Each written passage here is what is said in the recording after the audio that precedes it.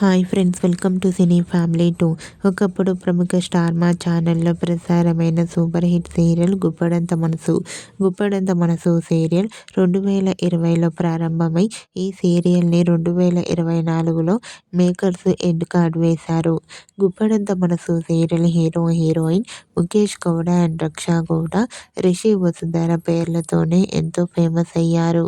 రిషి వసుంధర జోడీకి ఉన్న ఫాలోయింగ్ని, క్రేజ్ని దృష్టిలో పెట్టుకొని సీక్వెల్కి ప్లాన్ చేస్తున్నట్లు సమాచారం.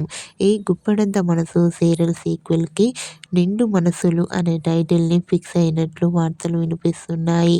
ఈ నిండు మనసులు సీరియల్లో రిషి వసుంధర లీడ్ రోల్స్ చేయనున్నట్లు సమాచారం.